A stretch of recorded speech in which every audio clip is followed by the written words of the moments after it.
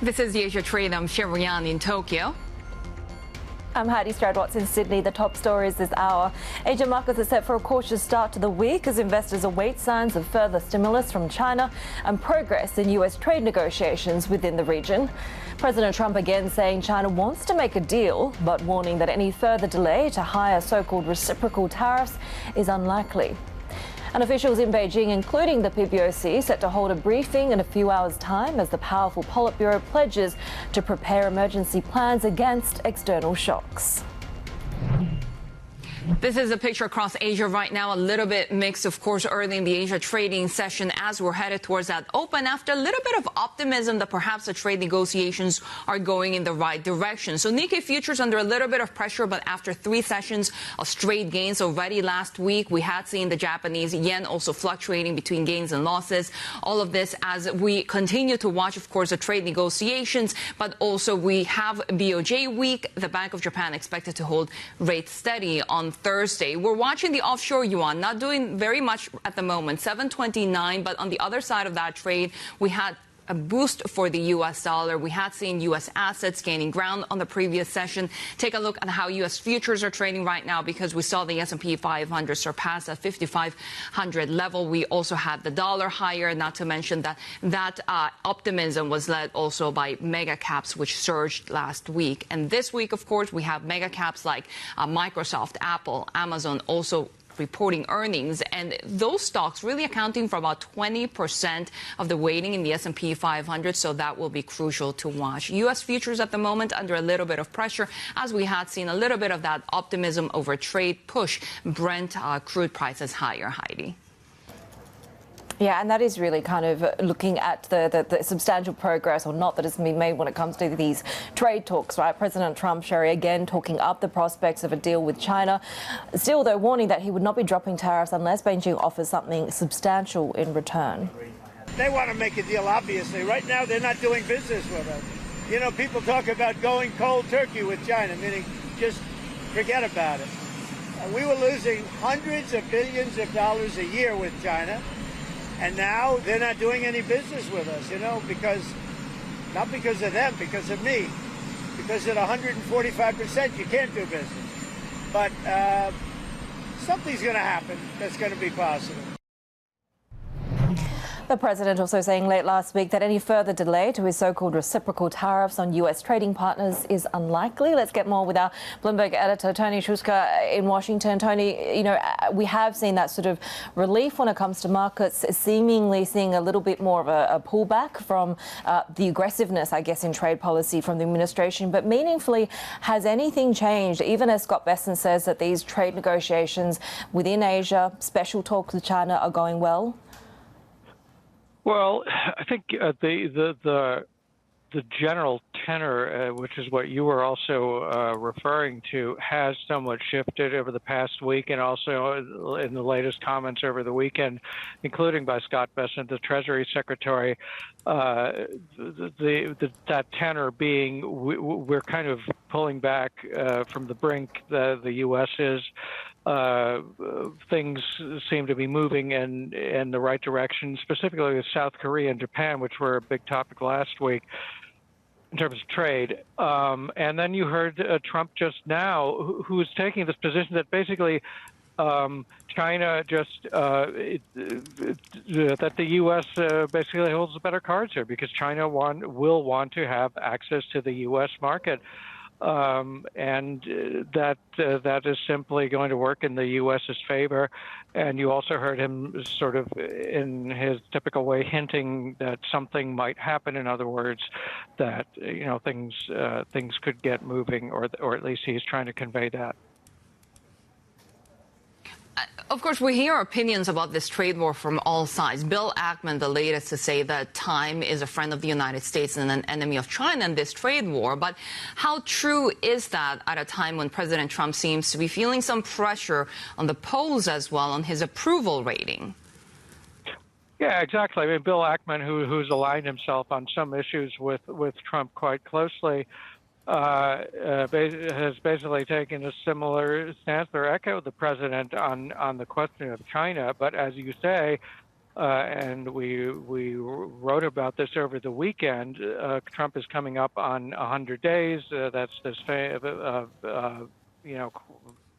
much ballyhooed, if you like, sort of symbolic juncture in his second term, and the polls aren't looking great. So, and the reason is that people are either don't like or are put off, concerned by these economic policies, specifically the tariffs, and that they could lead to higher prices. Trump's argument has been in the past, well, there may be some pain before there's gain. But yeah, that's the flip side of it, and it's clearly something that Trump needs to watch. And on the and the other track, which will start sort of moving in Congress this week, is of course that he wants very large tax cuts and to sort of to offset any pain from the tariffs. Bloomberg's Tony Chushka there with the latest from the Trump administration as we continue to watch the latest developments in Beijing as well. Chinese officials will hold a news conference today focusing on policies to stabilize employment and promote what he calls high-quality development. It follows Friday's Politburo meeting, which pledged to prepare emergency plans against external shocks. Let's bring in our China correspondent Min Lo in Hong Kong. Min, what can we expect today? Yeah, today's press briefing will likely give us a little bit more detail following up on the directive from the Politburo meeting on Friday. And the key takeaway there from that Politburo meeting is it seems like the government is not too urgent about expanding its set of policy tools for the moment, perhaps given the stronger than expected growth in the first quarter of this year, 5.4%, because the Politburo seems to be focusing more on accelerating the implementation of existing policies that had already been approved in March, but not so much in the way of new policies. So some of the priorities in particular were focused on stabilizing employment, increasing this job stabilization fund, especially for companies that would be heavily impacted by tariffs. And to support consumption, there are measures included as well to support or to raise the income of the lower and middle income group, to continue with efforts for rural revitalization and poverty alleviation, as well as relending facilities for the elder care sector, for example. Also, it touched on real estate as well, a new model of development for the real estate sector, which is a little bit vague. Hopefully, we'll hear a little bit more details about that as well. And overall, it looks like the government is holding this wait-and-see stance to assess what the potential or the prospects for trade talks would be, and also to assess how the economy would fare in the second quarter after Liberation Day and after some of these measures would have time to take hold. So in the next key Politburo meeting focused on the economy would be in July, 3 months from now. That's when we would likely also get more clarity on how the economy is faring and what else the government plans to do.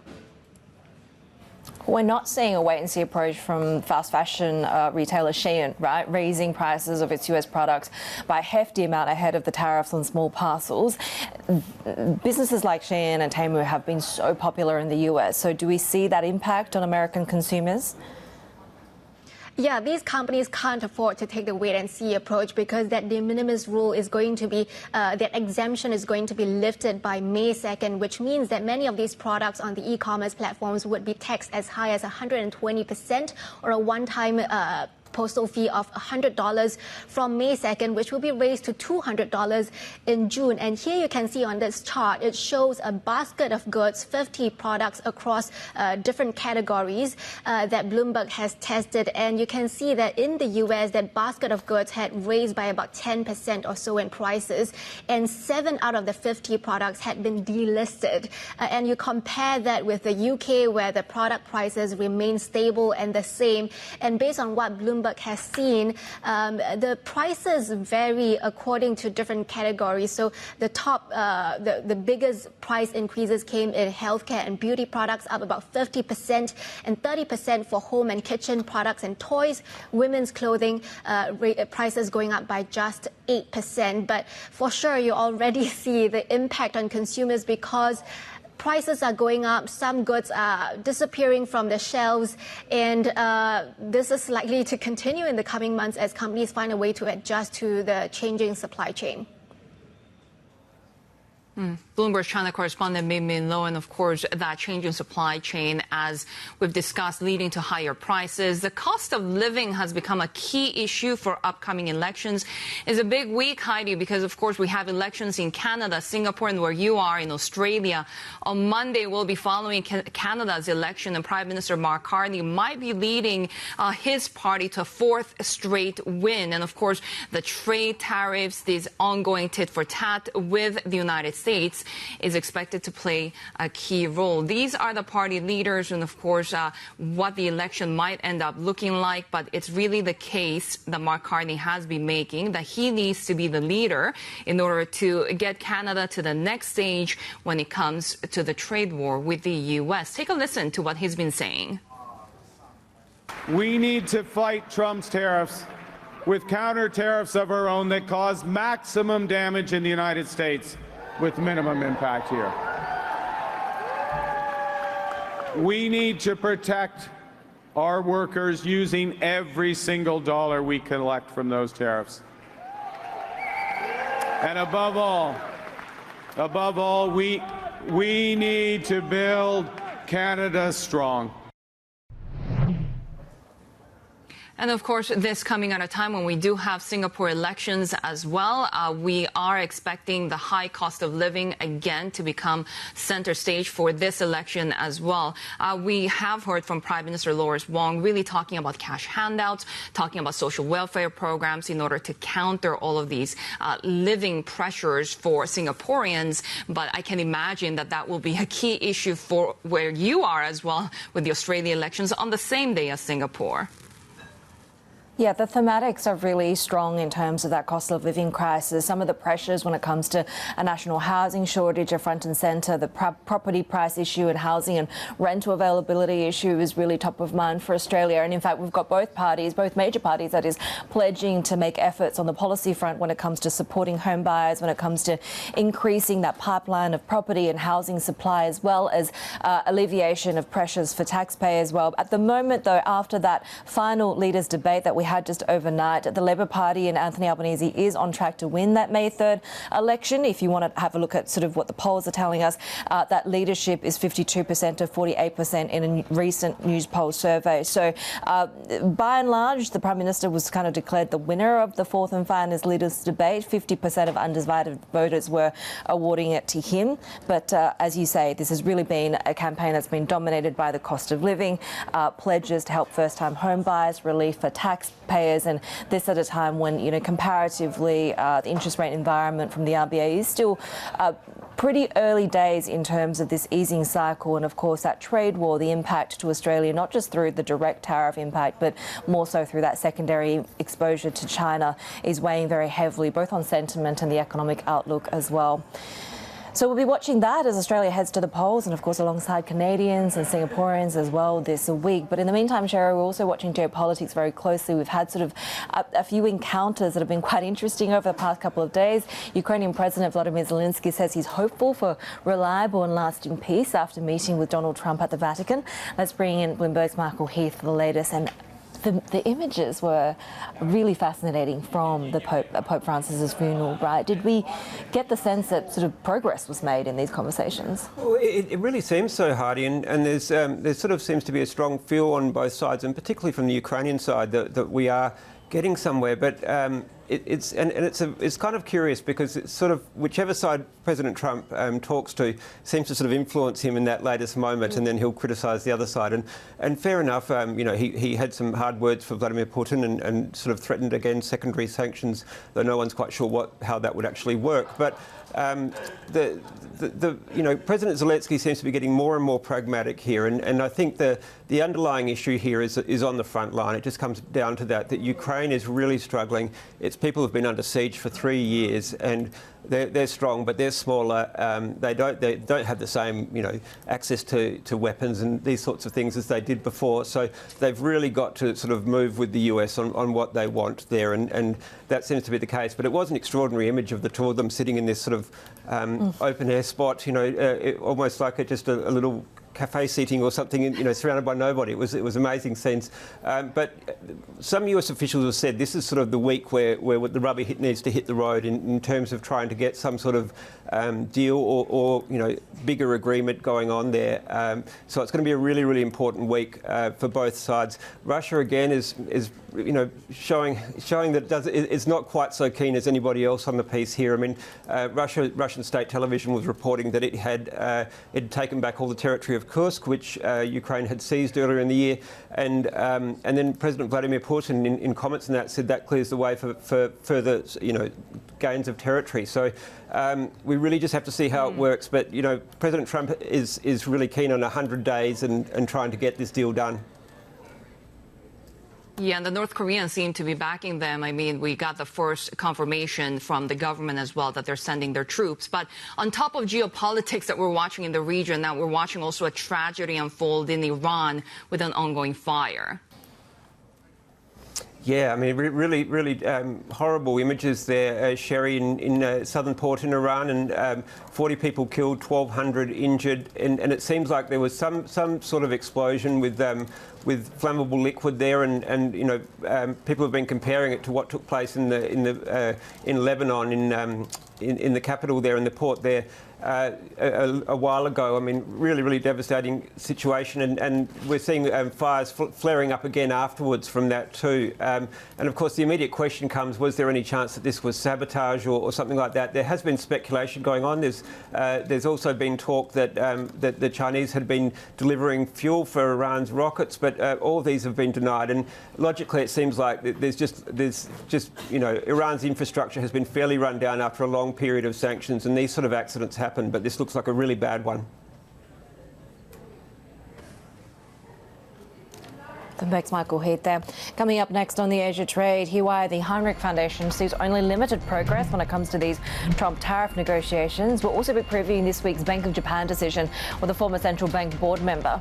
Plus, getting the market outlook with Principal Asset Management. Much more ahead. This is Bloomberg.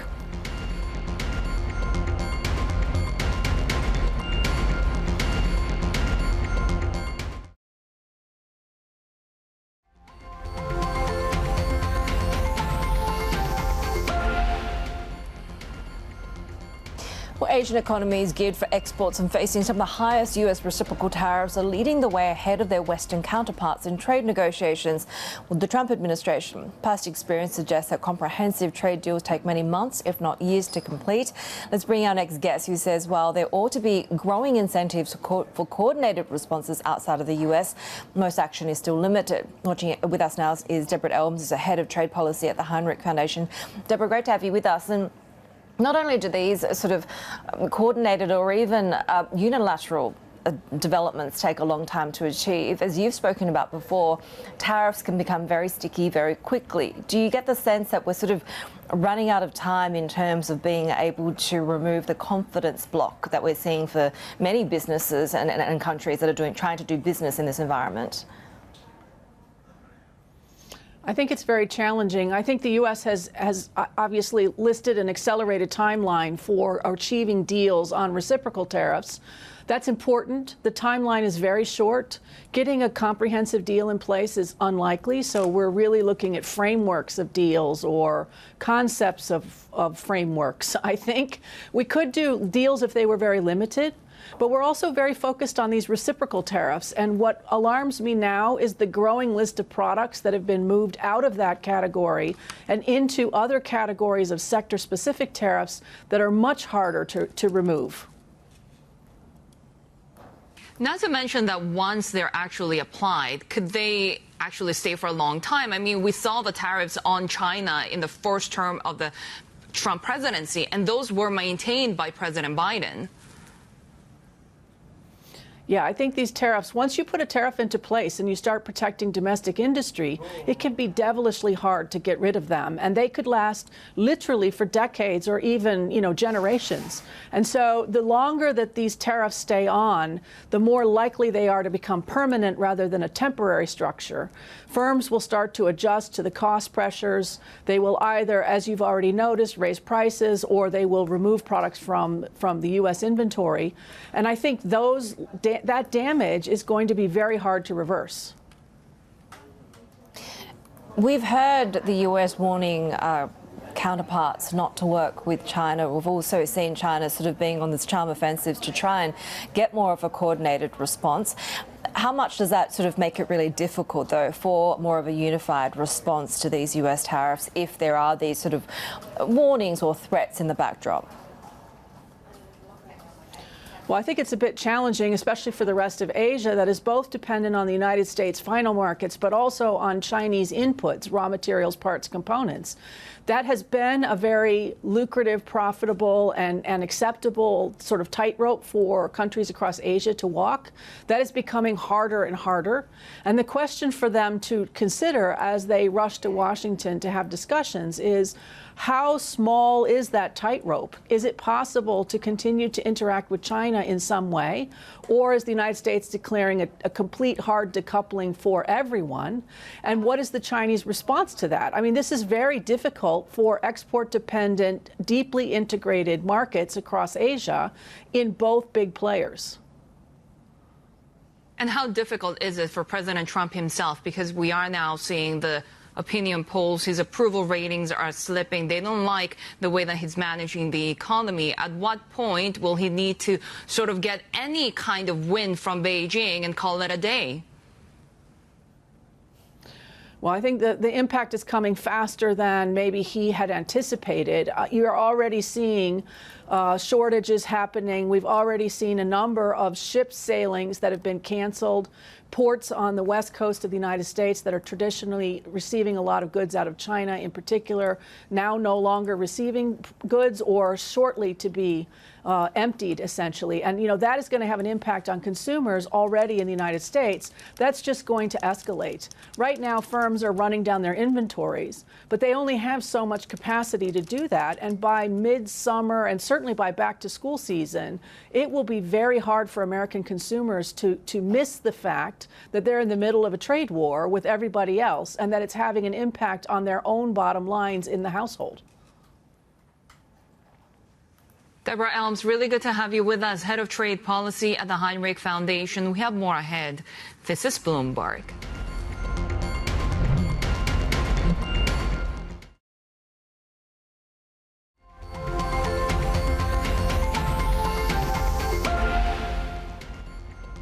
Here's a quick look at the week ahead. We're keeping an eye on elections in Canada, Australia, and Singapore. President Trump's trade policies and cost of living issues hang over all three countries. This Monday, Canadian Prime Minister Mark Carney will attempt to lead the Liberal Party to a fourth straight election win that looked impossible just a few months ago. On the eco front, the U.S. economy expected to show weak growth in the first quarter. The job market expected to remain stable, though. Here in Asia, Bloomberg Economics expects the Bank of Japan to stand pat on rates on Thursday. Thailand could cut. This is Bloomberg.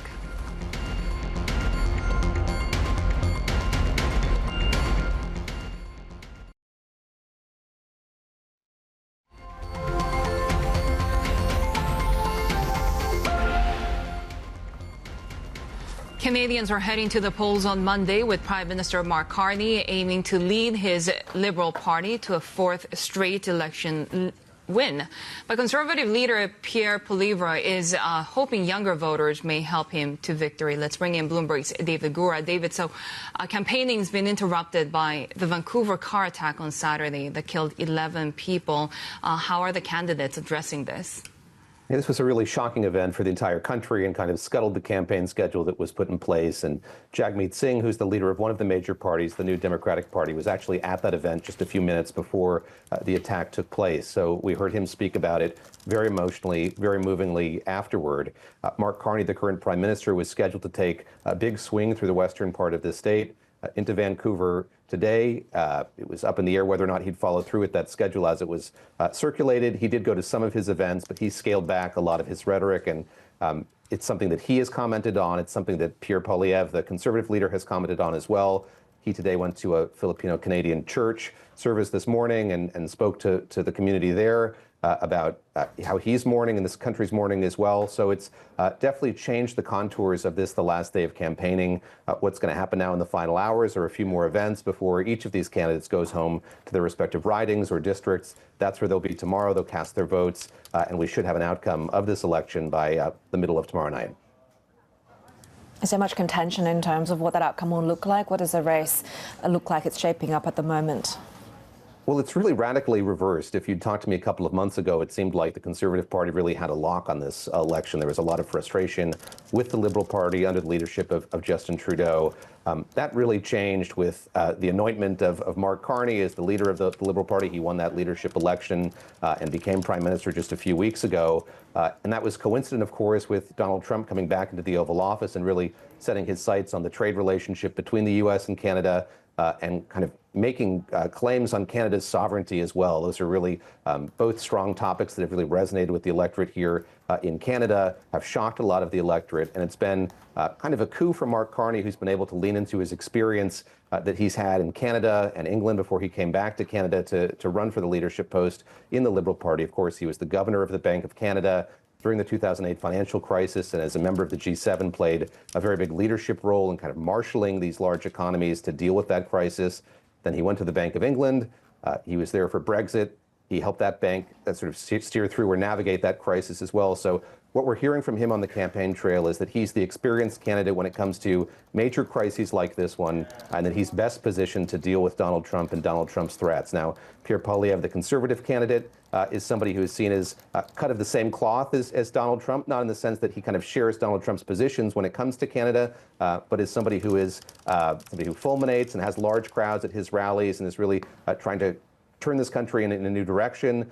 That has resonated, was resonating with young people in particular in the western part of this country. But as I said, the Liberal Party here has not only made up a lot of ground, they've been in the lead here for the last few weeks now, and it looks like this is their election to lose if you look at the latest polling. Yeah, David, he's actually been very vocal on the tariffs. Take a listen to what he had to say. President Trump's trade war has literally ruptured the global economy, and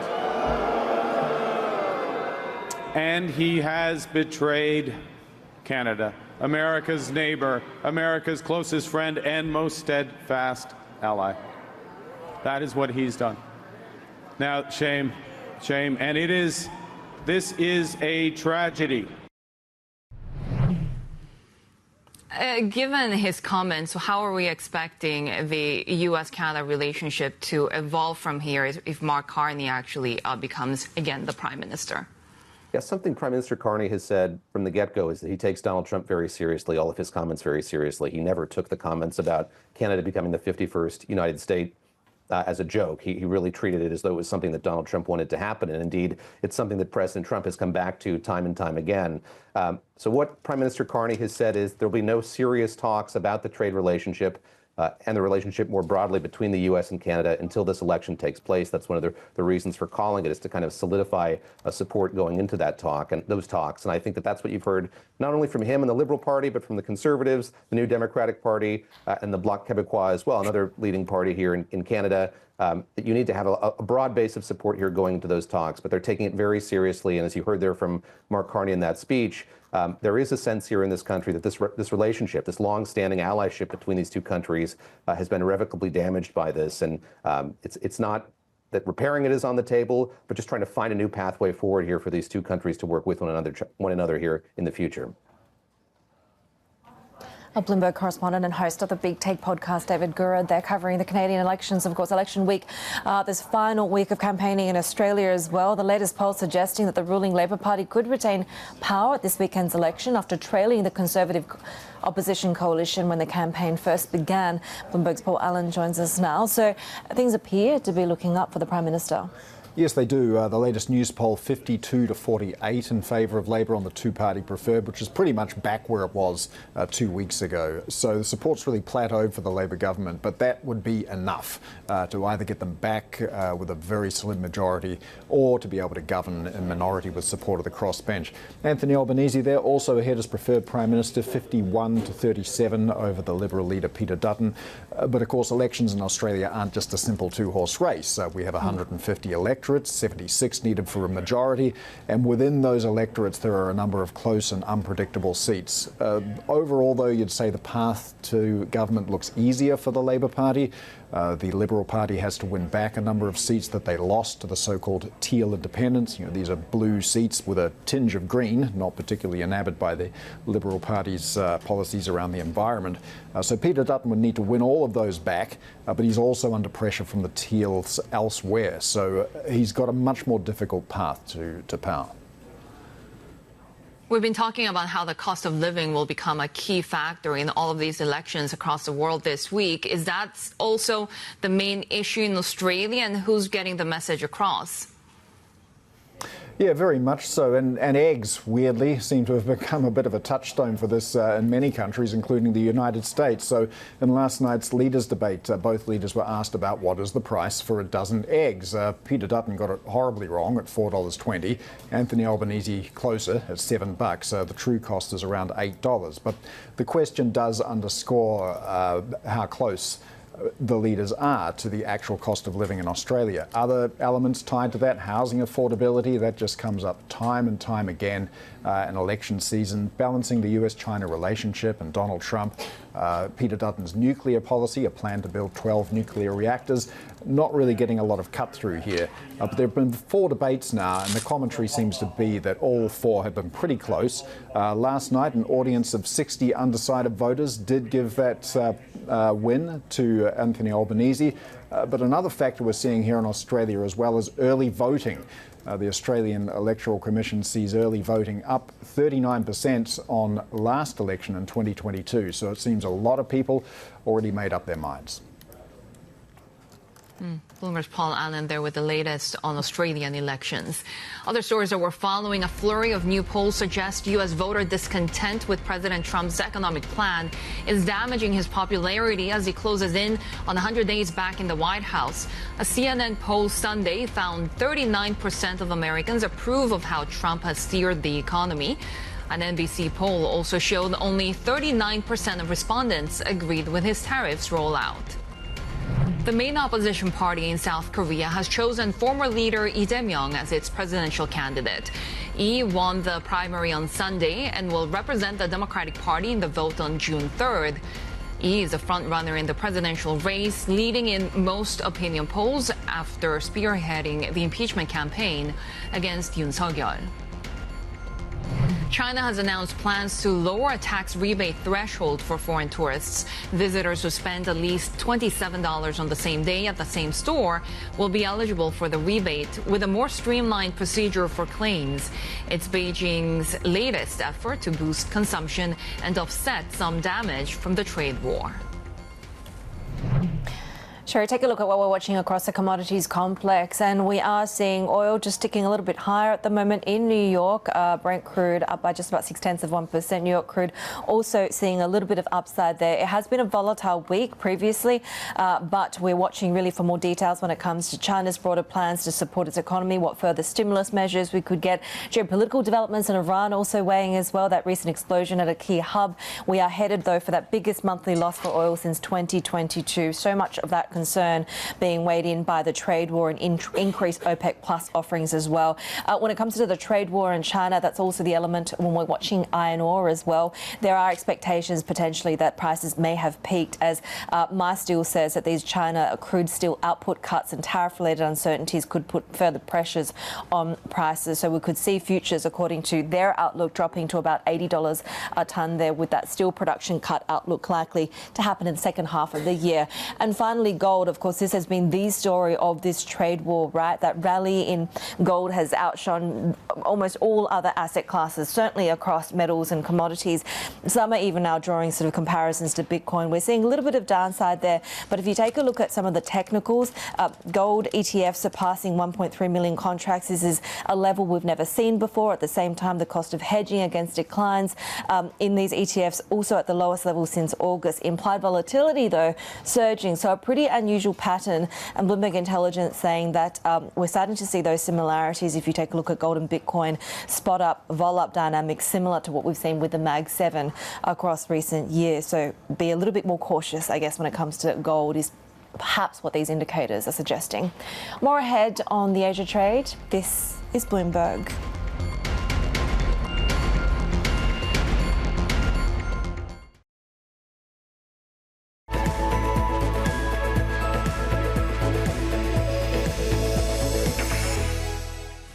This is a setup for the Japanese market opens with the Japanese yen under a little bit of pressure towards that 144 level against the U.S. dollar. This after the first weekly loss in the month against the greenback. We do have the Bank of Japan's policy decision later in the week today. We are seeing Nikkei futures pointing to the upside of 0.4% after 3 sessions of gains already last week. Joining us now is Sayuri Shirai, professor of economics at Keio University. She previously served as board member at the Bank of Japan. Sayuri, always good to see you, especially on BOJ week, at a time when, of course, it's a very complicated trade environment at the moment. How strong is the Japanese economy to withstand all of this tariff pressure?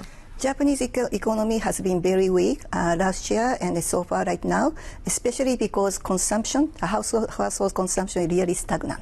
And partly because of the very high inflation, it's basically cost-push inflation.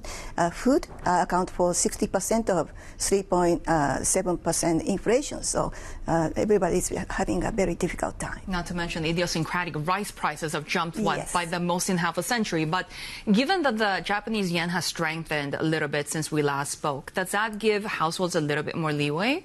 Well, just moving to 143, that's better than before, close to 160, but still over depreciated. So, it will be good this time.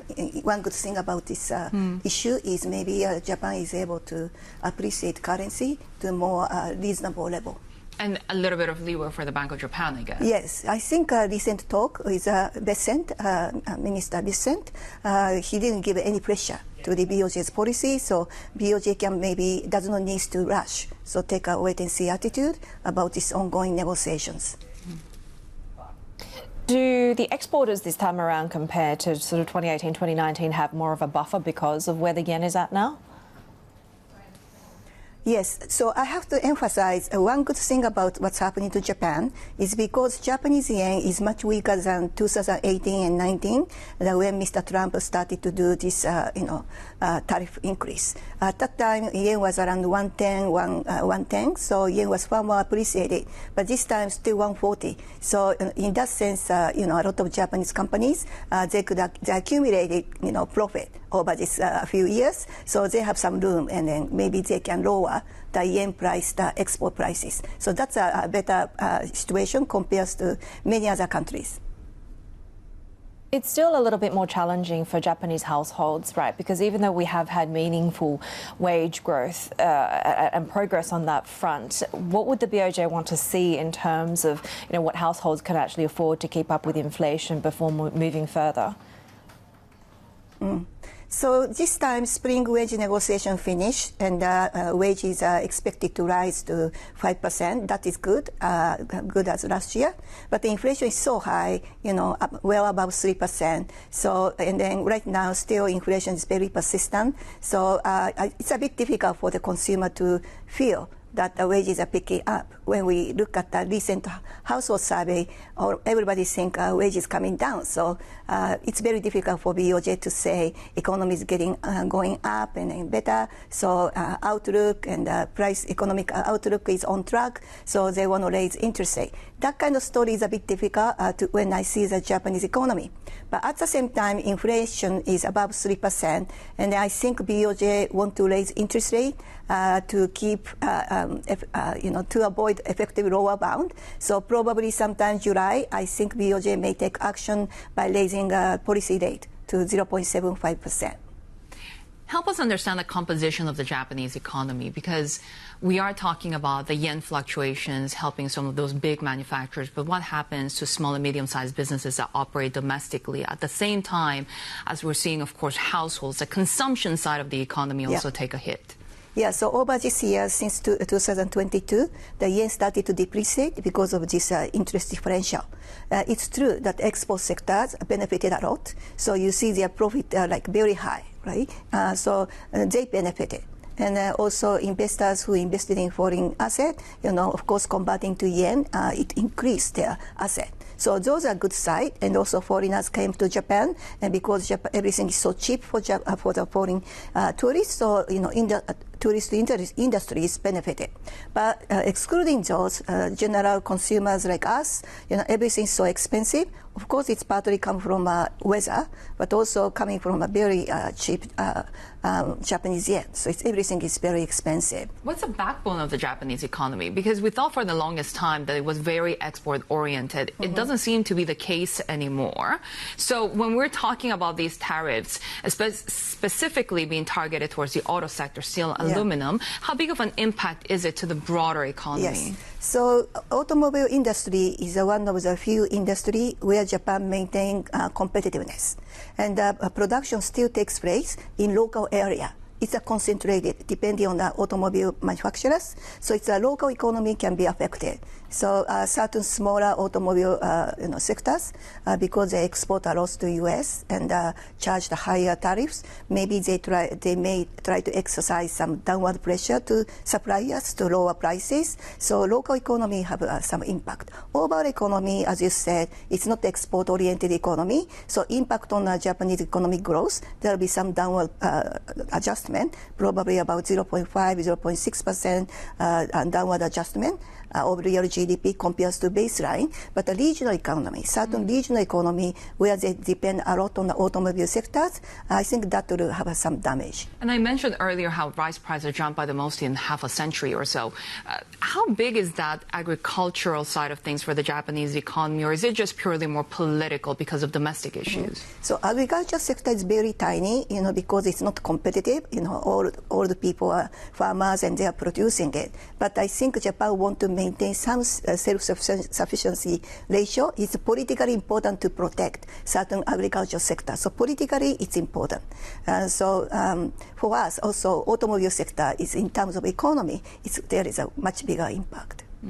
Sayuri Shirai, always good to have you with us in the Tokyo studio on, of course, BOJ week. We are expecting that decision to come on Thursday. Professor of Economics at Keio University. Of course, you can catch Japan Ahead every Monday at 8:40 a.m. If you're watching in Tokyo, subscribers can watch live on the terminal using the TV Go function. This is Bloomberg.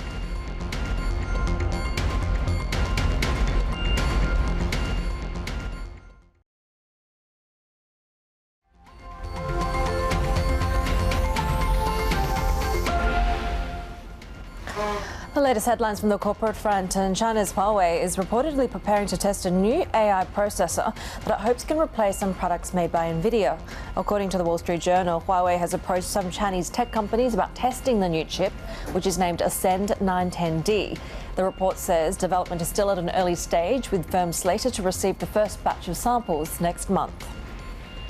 Bloomberg has learned that Elon Musk's XAI Holdings is in talks with investors to raise about $20 billion in funding. If completed, the deal would be the second largest startup funding round of all time, according to PitchBook. Sources say the transaction would value XAI at more than $120 billion. The new funding could be used to pay down debt. DoorDash is offering to buy UK-based Deliveroo for $3.6 billion. A filing with the London Stock Exchange shows DoorDash proposing a cash offer for Deliveroo's shares at $2.40 apiece.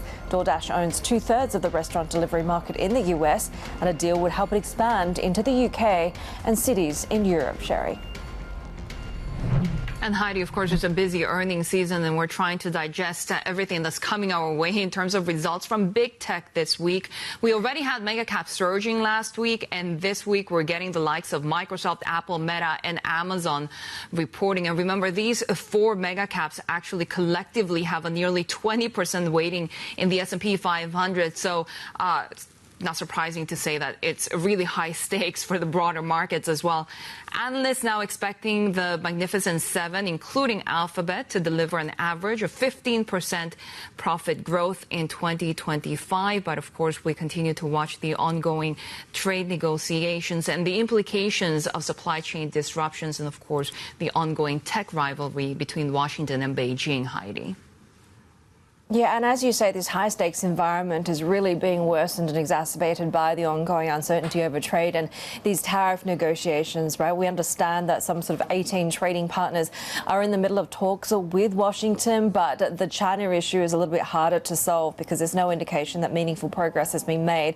And it is against this backdrop, Shery, that we're getting a number of key Chinese earnings, including those from the big lenders, right, including the likes of HSBC, ICBC, Ag Bank, they're the biggest lender, China Construction and BOC as well. So that focus on the outlook, the commentary on the trade-related income, the tariff turbulence will be one of the major issues, as we've heard that the administration is considering reducing tariffs on Chinese imports to kind of pull back on these tensions. But Beijing have really dismissed the speculation of any progress being made in bilateral talks so far. So we're also looking ahead, of course, to see what sort of further stimulus measures we could expect, any kind of signalling from the Politburo in their meeting, and of course that press briefing a little bit later on as well.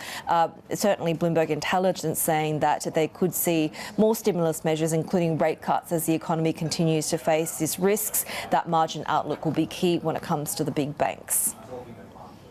And these are some of the specific stocks that we'll be watching when market starts trading in Japan. Toyota Industries looks set to gain after Bloomberg reported that Toyota Motor chairman Akio Toyoda has proposed a buyout, valuing it at $42 billion.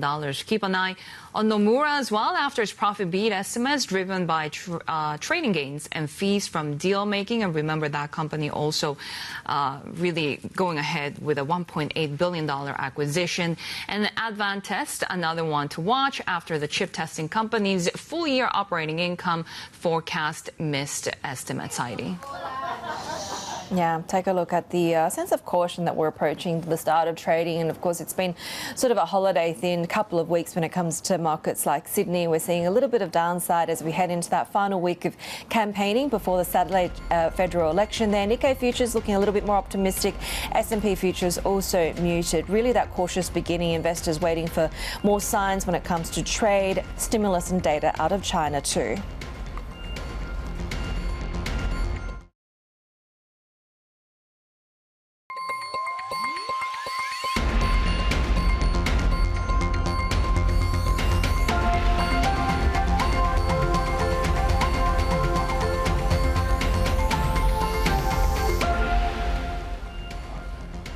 This is the Asia Trade. We're counting down to Asia's major market opens. Plenty for investors to digest this week, including a Bank of Japan policy decision, the expectation for a hold, of course, all the ongoing trade negotiations, Heidi, and not to mention, of course, it's election week in Canada, Australia, as well as Singapore.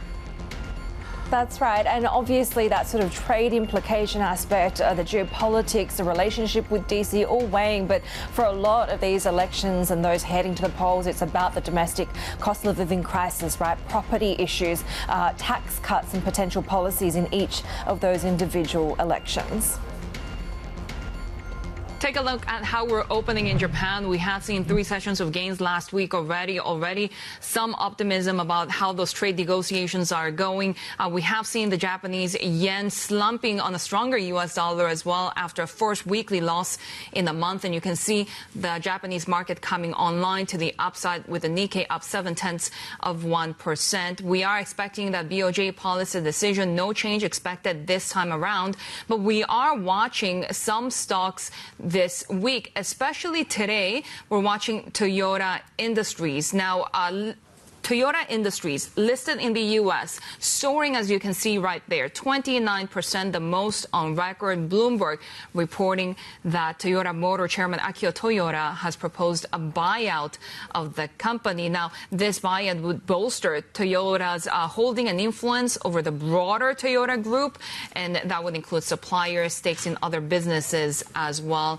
We are expecting Toyota Industries to start trading. It's not trading at the moment, but we'll be watching that that as it comes online. Take a look at the Kospi right now, because we had seen it already rise to the highest level in about a month. The Korean won also seeing a little bit of pressure because we had the U.S. dollar gaining on the other side of that trade. You can see right now gains of 0.2%. Korean won, but Haidi will be watching those export numbers out of South Korea on Thursday for some indication of how the broader global economy is also doing with the ongoing trade tensions right now.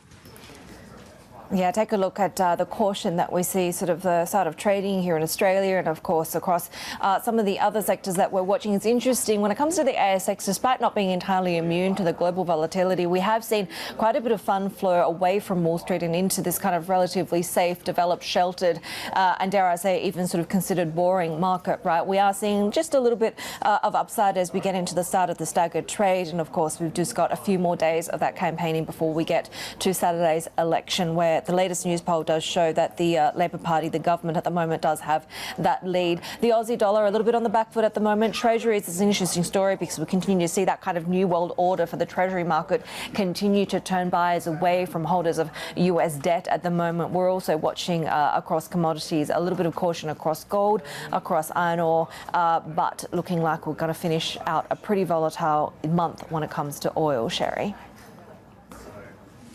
Yeah, let's bring in our next guest, who is slightly overweight on broader equities, but adjusted his U.S. position to neutral from overweight. With us now is Todd Jablonski, CIO and head of asset allocation at Principal Asset Management. Todd, we have seen these moves away from U.S. assets. Do you think this trend will continue? And what made you actually downgrade U.S. equities?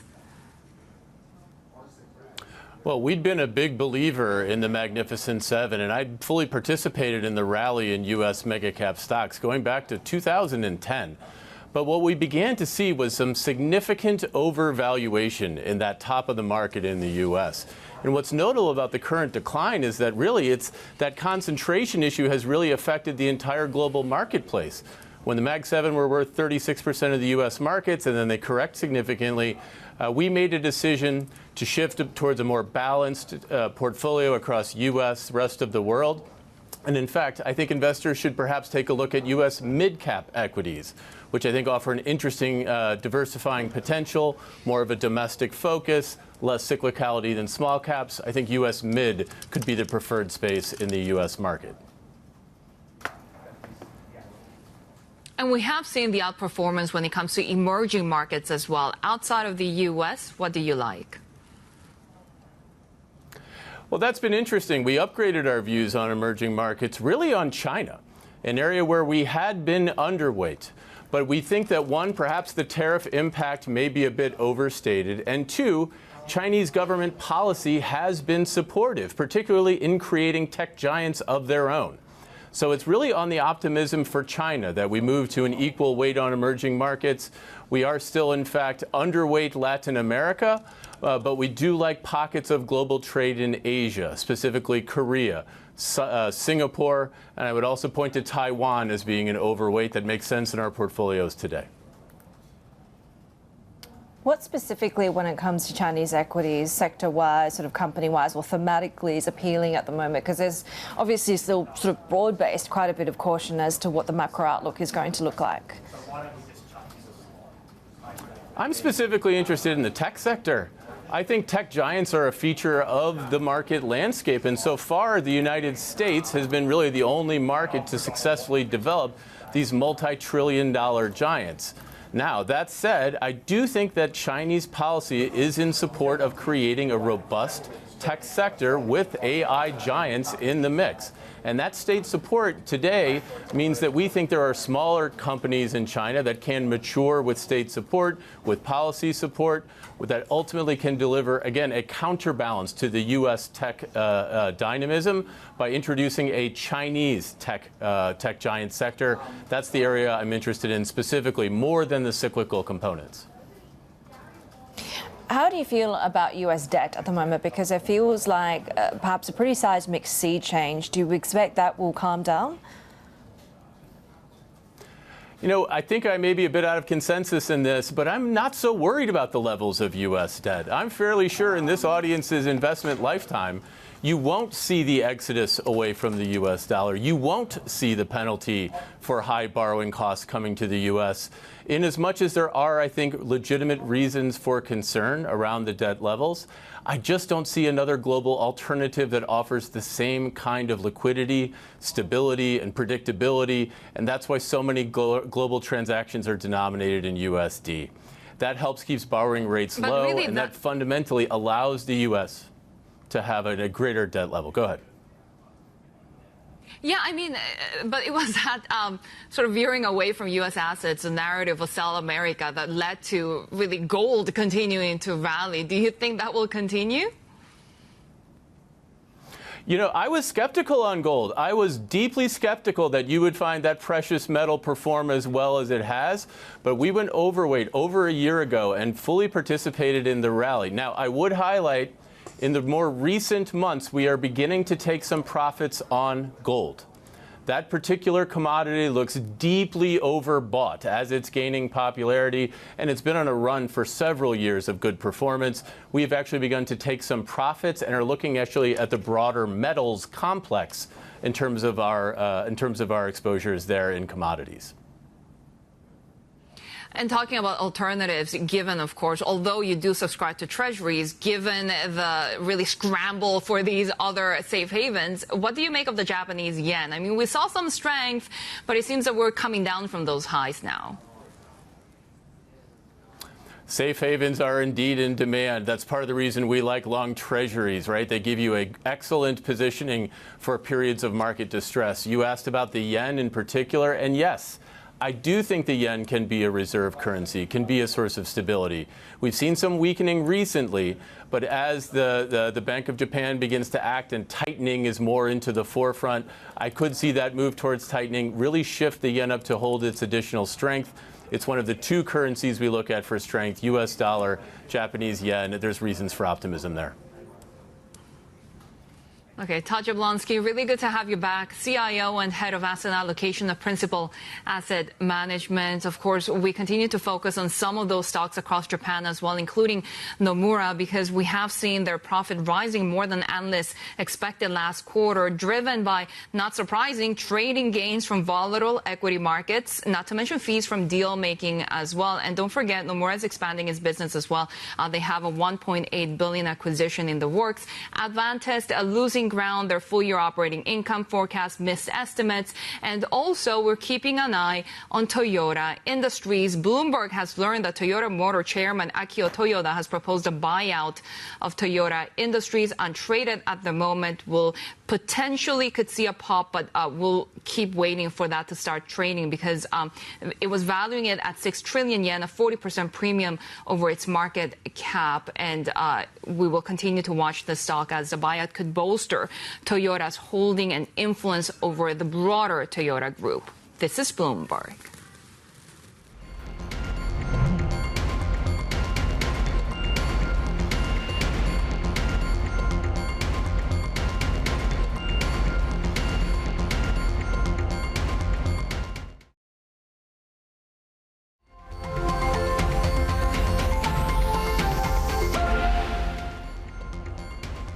Here's a quick look at the week ahead. We're keeping an eye on elections in Canada, Australia, and Singapore.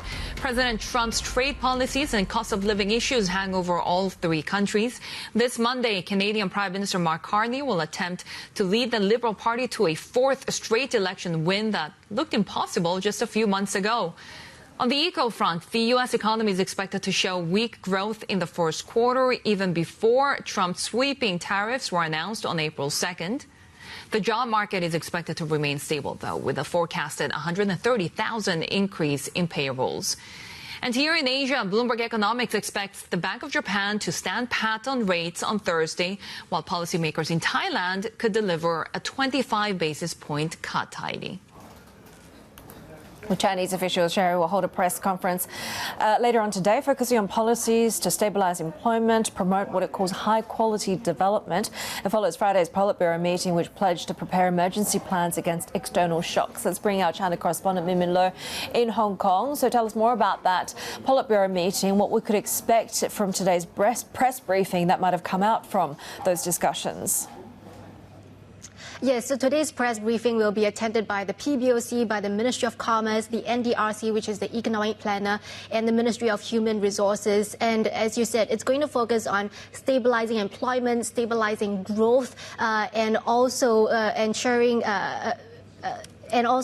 stabilizing growth and employment. So what we got from the Politburo, we have the broad guidance there, and mainly when it comes to employment, increasing the stabilization fund, especially for sectors that are heavily impacted by tariffs, and also to boost growth and consumption. There are measures to boost the income of the lower and middle income households, relending facilities for elder care sector. We might hear from the PBOC in terms of whether there will be these low credit facilities to facilitate investment in strategic sectors, especially when it comes to high quality development, the focus on AI, because President Xi did earmark that as an important priority in this study session with the CPC Central Committee on Friday. So again, accelerating the development of industrial applications for AI, ensuring that China is able to develop independently crucial technology, especially when it comes to high-end chips as well as foundational software, and all of these measures, I guess we'll hear a little bit more on the specifics and how that will be implemented later on today. But it does seem like the government is still adopting a bit of a wait-and-see approach, because there wasn't much in the way of new innovative policies that we haven't heard before. And we're already seeing the impact of these tariffs from President Trump, right? I mean, Shein, the e-commerce giant in China, now raising prices on its U.S. products. Yes, and Shein and Temu both had given some advance notice to consumers about how they would be raising prices last Friday. And we did see, I mean, you can look at this chart here. Bloomberg had put together a basket of 50 products across different categories. And you can see that prices had risen by about 10% or so in the U.S. market versus other markets like the U.K. one, where prices remain stable. And also to note, out of that 50 products, 7 products had been listed, which shows that the supply chain had been disrupted. Some of these products possibly not able to get to the U.S. in time, or perhaps factories not willing to absorb the cost of those tariffs. And some of these goods are looking at price increase of as much as 3 to 4 times. Your hand towels now cost, instead of $1 plus, could cost $6 for a pack of 10. And the biggest price increases come in the categories of healthcare and beauty products, about 50% there, 30% when it comes to home and kitchen products, and about 8% when it comes to clothing. So already you're seeing these prices being passed on to customers, and that's because the de minimis rule, the exemption there, it's going to be lifted on May 2nd, and that means many of these products will face up to 120% in tariffs, or $100 in one-time postage fee for small parcels, which will be raised to $200 in June. Bloomberg China correspondent Min Lo there with the repercussions on businesses when it comes to these tariffs. And we have seen, interestingly, when it comes to the emerging market space, that despite the tariffs, we continue to see this outperformance over really the S&P 500. Perhaps this narrative that we've been talking about, the Sell America narrative, we have seen EM stocks, for example, returning more than 3% since President Trump took office on January 20th, compared to a 7.5% loss in the S&P 500. We have seen Latin America, South Africa, India rallying, and we're talking just about China just now. The CSI 300, in fact, seeing 2 weeks of gains already. When it comes to EM currencies, on that right side of that graph, you can see that it's also been outperforming the U.S. dollar, which has slumped about 7%. RBC Capital Markets saying the sweet spot for emerging markets is a U.S. slowdown, but not necessarily a recession, Haidi, because that could lead to weaker dollar and people just diversifying away from dollar assets. And it's interesting because we've seen, of course, that super popular Europe trade over the last few months, right, on the sort of rearmament defense measures, on the diversification, as you say, away from the US-centric kind of trading portfolio. That has weakened somewhat, of course, as this trade war has intensified further. We are setting up, though, for a 5th straight day of gains when it comes to broader European stocks. These easing tariff worries, these potential when it comes to negotiations, making some headway, at least with some Asian trading partners, if not China, if not Europe. But actually, any kind of signal of de-escalation of these trade tensions is being seen as good news at the moment. We're seeing German DAX futures also about 0.3%. We're also setting up for expectations of a June cut from the ECB as well. Officials there preparing to cut rates further with this expectation of lasting damage to the economy from these tariffs. And we're hearing that ECB policymakers are anticipating that the lack of predictability when it comes to Trump and US policy at the moment will feed into uncertainty, dampen spending, dampen investment appetite, and ultimately inflation for some time to come as well. So economists looking at that deposit rate to fall to at least 1.5% this year to try and stimulate demand ahead of all of those uncertainties. Some are expecting an 8th quarter-point rate cut come June. More ahead on the Asia trade. This is Bloomberg.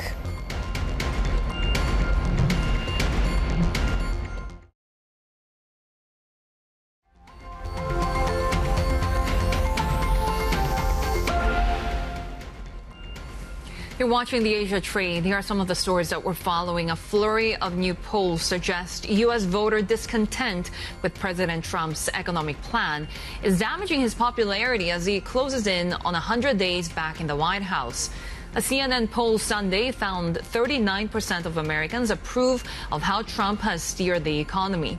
An NBC poll also showed only 39% of respondents agreed with his tariffs rollout. The main opposition party in South Korea has chosen former leader Lee Jae-myung as its presidential candidate. Lee won the primary on Sunday and will represent the Democratic Party in the vote on June 3rd. Lee is a frontrunner in the presidential race, leading in most opinion polls after spearheading the impeachment campaign against Yoon Suk-yeol. China announced plans to lower tax rebate threshold for foreign tourists. Visitors who spend at least $27 on the same day at the same store will be eligible for the rebate with a more streamlined procedure for claims. It's Beijing's latest effort to boost consumption and offset some damage from the trade war.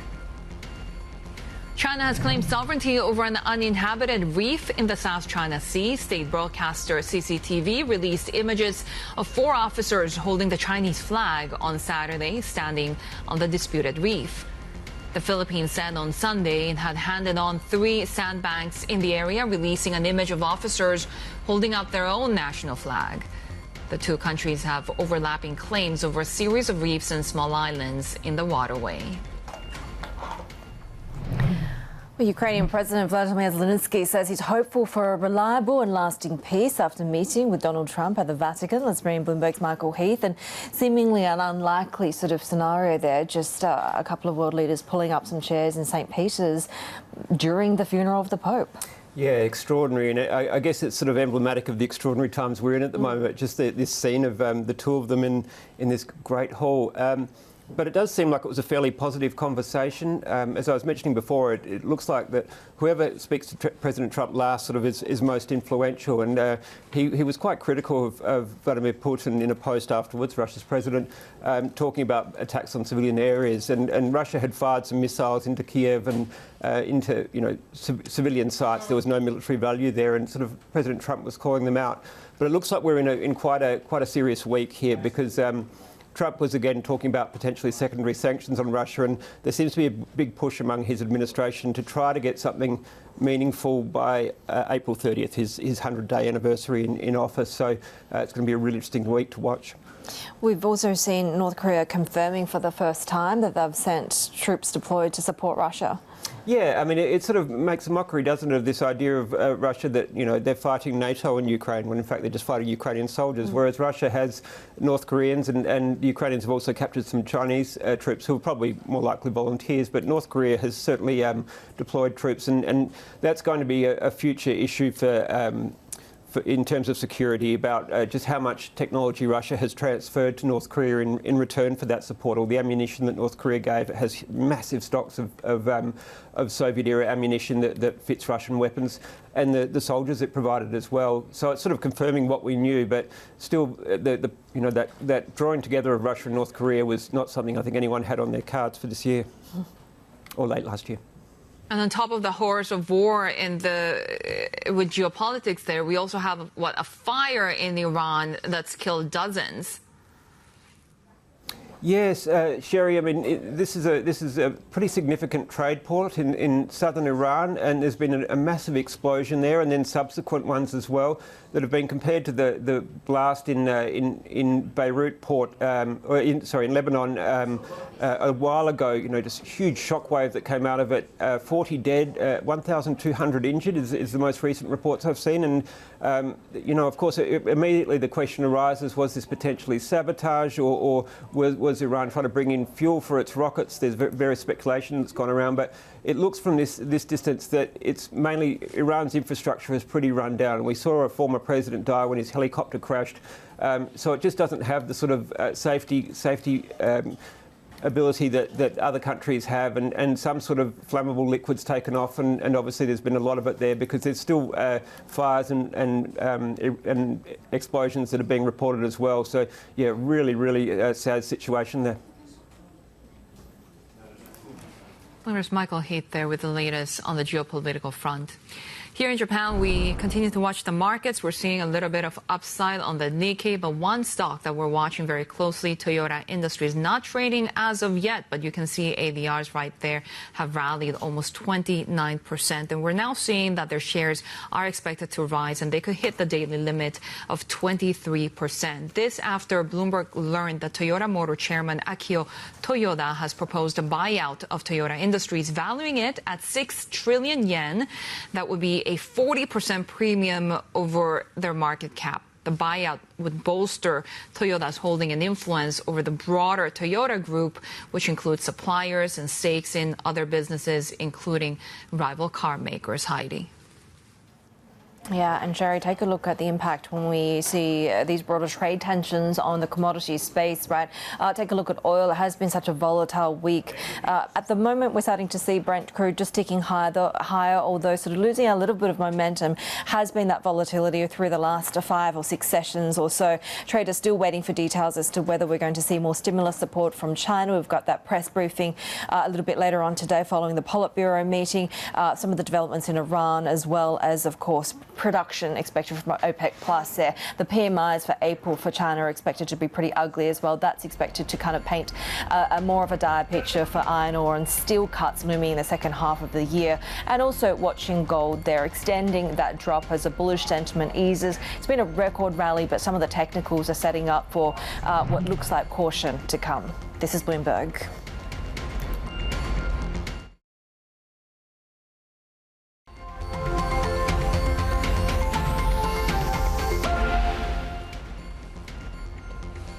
We're still waiting for Toyota Industries to start trading. This, of course, after we saw Chairman Akio Toyoda proposing a buyout of Toyota Industries, valuing it at 6 trillion yen, a 40% premium over its market cap, according to sources speaking to Bloomberg.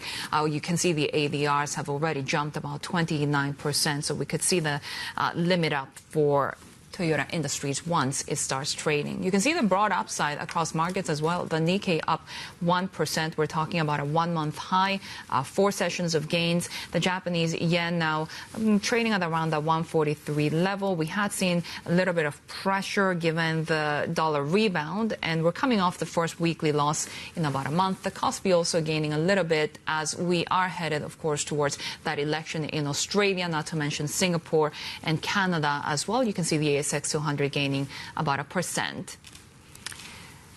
Now, global funds are signaling the risk is still too high to pile into the Chinese equity market. Despite recent signs President Trump may be softening his stance on tariffs. Let's bring in our Asia equities reporter, Winnie Su. Winnie, so why are long-term investors still cautious on China? Is this really ongoing trade war that could continue for a while? Yeah, morning, Shery. So with this whole big rotation out of the U.S. assets, you would think that China would potentially be one of the key beneficiaries, right? But interestingly, when we look at our U.S. ETF data and even the note from Bernstein on Friday, it's pointing to the outflows of U.S.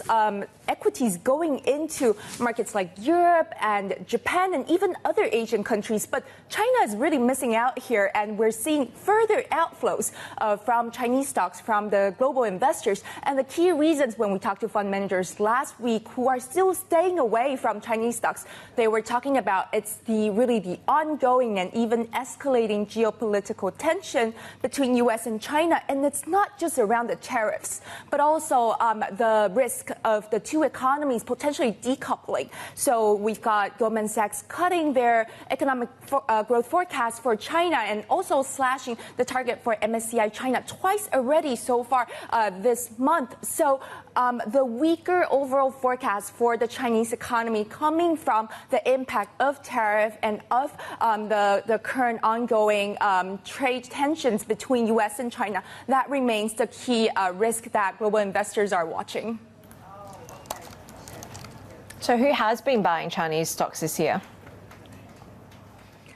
Yeah, so southbound inflow is a big one, although we did see the second record selling from southbound investors last week. That's mainly driven by the profit taking after we saw a couple record buying from these investors. And interestingly, Goldman Sachs yesterday published a new note saying that they are hiking the forecast for southbound inflow to $110 billion US dollars from about 75 billion US dollars, and saying that will keep that will maintain as the backbone for H shares going forward this year. So with the southbound money and the optimism around mainland investors for the Chinese stocks, that's going to maintain quite strong. But along with that, people are still looking to money that is rotating within the Asian portfolios and even some money coming from the Middle East. But overall, these are still on the EM side, and we are still waiting for global investors to look more into Chinese stocks once they see some more progress when it comes to the trade talks between U.S. and China, and if they see some more signs of the recovery in the economy in China. Yeah, and we could see more measures coming from the Chinese government today on those measures to stabilize the economy, right? So how are we set up for trading today and just in the next few days? Yes, so hopefully we're going to get some more hints at the presser today, and we're watching if that's going to be more on the development of the implementation of the policies so far announced, or if that's going to be some more new measures to come. However, overall, as we saw on Friday, the Politburo meeting, it's pretty much aligned with what market has expected, and hence we might see that it was a bit underwhelming in terms of the market reaction on Friday. However, overall, the tone was still quite positive, but it's quite unlikely to see a lot of big measures coming in until we have more clarity around how much the tariffs are actually going to come from the U.S. However, right now the overall tone is more on the cautious, optimistic side of things, just seeing how Trump has softened his hawkish stance last week. And also, when you look at China compared to rest of Asia, the broader Asia market, MSCI Asia, along with South Korea, Indonesia, India, they have actually erased their losses since Trump announced the April 2nd tariffs. But China is still about 5% down since then, so there's a lot more catch up to do. Bloomberg Asia equities reporter Winnie Su there with the latest on the Chinese markets. As we keep an eye on the Treasury space as well, that cautious optimism that Winnie mentioned really has been felt in the Treasury space as well. We saw a second week of a rally in the Treasuries market right now early in the trading session across Asia. We're seeing a little bit of a mixed picture, but Haidi, it's been that perhaps optimism over trade negotiations going in the right direction, erasing some of the losses that we saw this past month. We continue to see in today's session a little bit of pressure when it comes to higher yields on longer maturities, but this after we saw already the term premium around the highest since 2014. As you can see right there, investors becoming increasingly uncertain about holding U.S. government debt. We've been focusing, of course, on a variety of issues, right? Whether it's trade wars, tax cuts, fiscal deficits. So that sell America trade still very much in focus. Yeah, one of the haven performances that we just haven't seen, and in fact a real shocking reversal when it comes to that Treasury market, right? But you said it really is across the spectrum of US assets. It's kind of brought a question over the US exceptionalism that has dominated these markets for so long, calling into question the value of the US dollar, the value of US equities, right? And this is the sort of pain that we've seen for foreign investors who've been buying up US stocks and dollars and are facing significant losses due to both the decline in the S&P 500, but also the dollar's value that you see on a one-year basis there, just that steep fall. A lot of investors at the moment now adding currency hedges to their US equity portfolio to try and protect against further greenback declines. Some banks, some wealth managers and money managers are reporting increased demand for hedging strategies as well. So we could see this broad shift in investor behaviour really having a significant impact on global asset prices, on FX rates as well. Some are looking at that long-term decline in dollar value and a shift towards European assets and European markets. And of course, a part of that we've been seeing has been kind of the revival of the EM trade, the China trade as well. But of course, it is a big week when it comes to Chinese earnings. Lenders are front and centre, including ICBC, China Construction Bank, set to report earnings on Tuesday as the trade war threatens to erode margins. For more, let's bring out Bloomberg Intelligence Senior Banking and FinTech Analyst Francis Chan. And Francis, you know, a couple of the big sort of 4 or 5 lenders really quite significantly exposed when it comes to trading income. Yeah, I just want to highlight that U.S. tariffs impact to the Chinese economy is still uncertain, but obviously, you know, exports to the States may fall, and it may impact several clusters of manufacturers, including the Yangtze River Delta or the Pearl River Delta, and this may bring the central bank to consider cutting rates more aggressively to uphold the economic growth and indirectly impact the margin, in interest margins at the banks, which are about to report results on Tuesday. This is the major impact, I would say. And otherwise, the big 4 banks in the country are having about 10% of their total loans in manufacturing and trade finance. And those could be facing the deterioration in asset quality because of the weakening of global trade. Do we have any indication at this point about the exposure of these big banks to the trade war and where the impact could be felt first and who the winners and losers could be?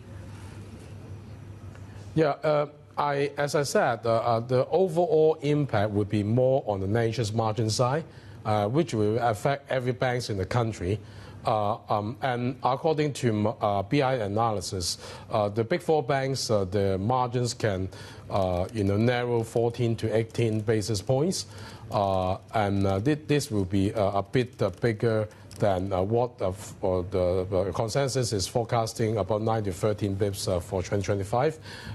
According to our forecast, the China Construction Bank may suffer a little bit more on margin decline than others, followed by the Agricultural Bank.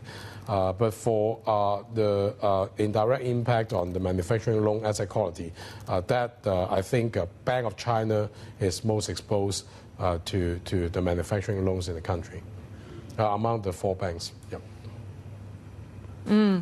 Bloomberg's Francis Chan, good to have you with us as we look ahead to those earnings results from Chinese banks. We have more ahead.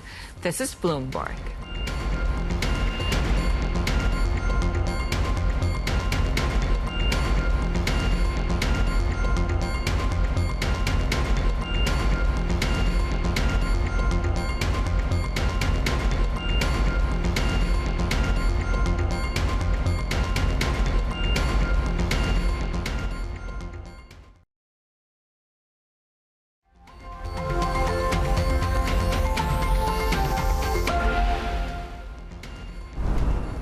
We're watching Toyota Industries that hasn't started trading at the moment as of yet. Of course, we have seen that huge jump in ADRs. And this on Bloomberg learning that Chairman Akio Toyoda has proposed a buyout of Toyota Industries. For more, let's bring in Bloomberg senior editor Reed Stevenson. Reed, great scoop, great story. What do we know at this point about this buyout proposal? Yeah, the details are still coming through. Essentially, we have Akio Toyoda, the grandson of the Toyota Motor Company, seeking to buy out Toyota Industries. Toyota Industries was the original Toyota company. They used to make looms, and then they branched out into automobiles and birthed Toyota Motor. Essentially, this is Akio sort of going back to his family's roots, but there are some larger kind of forces at play here. Number one is essentially the Japanese government pushing Japanese companies to consolidate, get rid of cross-shareholdings and parent-child relationships between companies. So that's also a major factor. But the other one to consider is that if successful, Akio Toyoda, with help from financing from Japan's mega banks, would be probably able to exert greater ownership control over Toyota Motor because essentially his holding in it would increase. The fine details are still not very clear. And so essentially it's also sort of two almost opposing ideas. One is the loosening of corporate bonds, but the tightening of the family's interest in Toyota and the Toyota Motor Group as a whole. Reid, are there concerns over the implications for corporate governance? You know, this is an interesting question because on one hand, this is arguably part of a wider trend toward greater corporate governance. Earlier this year, Toyota actually changed its board structure to have a majority of the board members be independent. So on the face of it, of course, you're seeing greater corporate governance over the company and the wider group as a whole. But, you know, I don't have to tell you that MBOs are always kind of questionable because oftentimes the price at which a company is taken private can, you know, disappoint some other shareholders who have a stake in the company, and that's why you do see quite a significant premium, at least for this deal as well. But a lot of this is just going to depend on how things play out, how the shares move, and also how institutional investors really look at this deal. Bloomberg senior editor Reid Stevenson there. More ahead on the Asia trade. This is Bloomberg.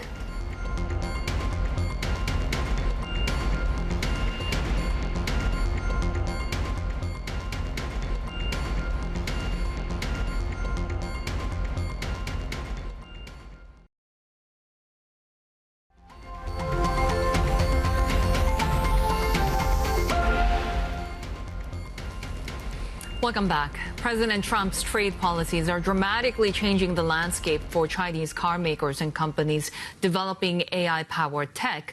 But Chinese self-driving system developer Momenta, which works closely with NVIDIA, told us why they're not too worried about restrictions on chip supply.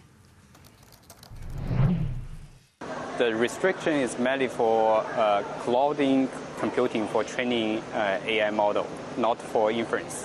And I think it's beneficial for U.S. and China for the autonomous driving computing.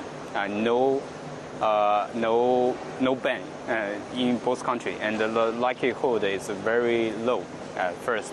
And also in China, there's some autonomous driving chip provider we can collaborate. Yeah. We are hardware agnostic. How are you impacted by rising protectionism as the world tries to move towards a more autonomous automobile future? Yeah. Our current focus is still China market.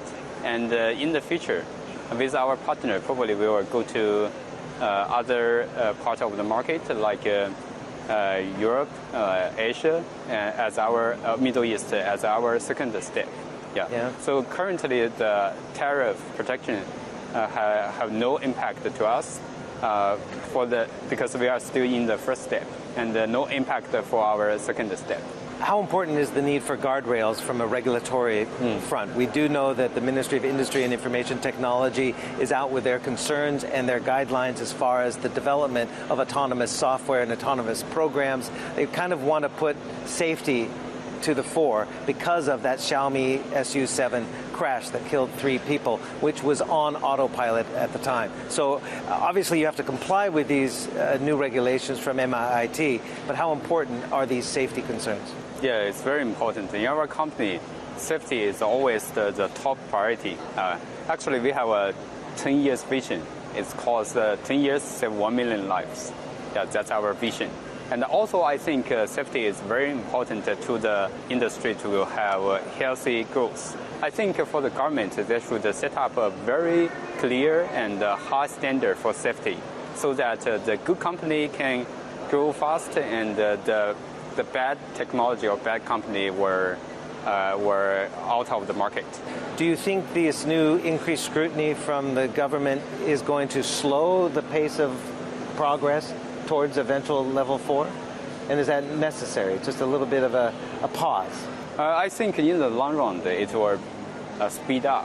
What are your foreign partners? I mentioned Mercedes, I mentioned General Motors. What are they looking at from you as far as the local market? Or are they looking at taking this as well and applying it abroad? It's a good question. Because of the benefit of the China market, the progress of autonomous driving solution product in China, progress is quite fast. Many international OEM come to China, they bring their best team to China and they develop the first mass production in China. And some of the OEM, global OEM, they want to reduce the investment and reuse the outcome of the investment for global markets. Momenta CEO Hao Shudong there speaking with our chief North Asia correspondent Stephen Angle at the Shanghai Auto Show. Well, Chinese car maker BYD's net income in the first quarter jumped to $1.3 billion, overtaking Tesla on yet another key metric and signalling a robust start to the year for China's top-selling car brand. Bloomberg's EV supply chain reporter Danny Lee joins us now from Hong Kong. So what sort of jumped out at you when it comes to this set of first quarter numbers? Yeah, it's a very solid set of numbers with the net income line coming in bang in line with its previously guided forecast. Although on the revenue side, that was a bit of fell short of estimates, but analysts are not necessarily too worried about that. But it really gives BYD a kind of stable base for the year going forward. Analysts think it's broadly in line with what they're expecting, and it's been a really strong start for BYD for the first 3 months of the year, and that has been reflected very much in the share price, particularly with the launch of various new models and new products and technologies, and that will really set the stage for what should be an even more bumper year ahead. What are analysts focusing on when it comes to the drivers of this strength in these results?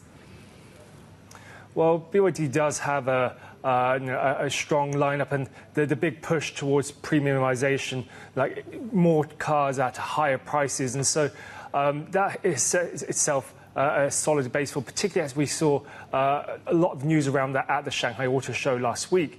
But analysts are really focusing on some of its newly released products and announcements, and whether that will lead into BYD leading the market as the biggest player into another price war, something that has really taken a toll on the industry over the past couple of years. But for BYD, they really want to try and seize home advantage and try to squeeze the industry once more with its dominance. So that's something that the analysts will have to wait and see. That might come through in the latter part of the second quarter. Bloomberg EV supply chain and aviation reporter Danny Lee there. Let's get you the latest from the corporate front. China's Huawei is reportedly preparing to test a new AI processor that it hopes can replace some products made by NVIDIA. According to the Wall Street Journal, Huawei has approached some Chinese tech companies about testing the new chip, which is named Ascend 910D. The report says development is still at an early stage, with firms slated to receive the first batch of samples next month. Bloomberg has learned that Elon Musk's XAI Holdings is in talks with investors to raise about $20 billion in funding. If completed, the deal would be the second largest startup funding round of all time, according to PitchBook. Sources say the transaction would value XAI at more than $120 billion. The new funding could be used to pay down debt. DoorDash is offering to buy UK-based Deliveroo for $3.6 billion. A filing with the London Stock Exchange shows DoorDash proposing a cash offer for Deliveroo's shares at $2.40 apiece. DoorDash owns 2/3 of the delivery market for restaurants in the US, and a deal would help it expand into the UK and cities in Europe. Take a look at how futures are setting up as we watch China. Of course, the offshore yuan holding steady as we're watching Chinese authorities holding a press conference today on policies and measures to stabilize the economy.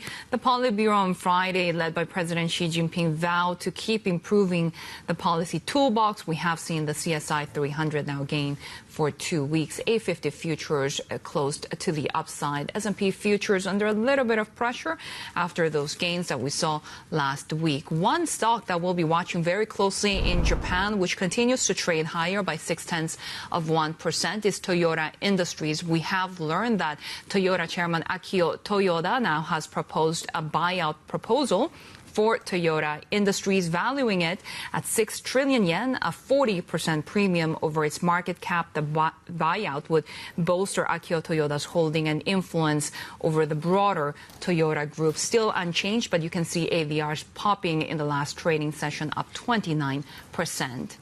That's it from the Asia trade. Our markets coverage continues as we look ahead to the start of trade in Hong Kong, Shanghai, and Shenzhen. The China show is next. This is Bloomberg.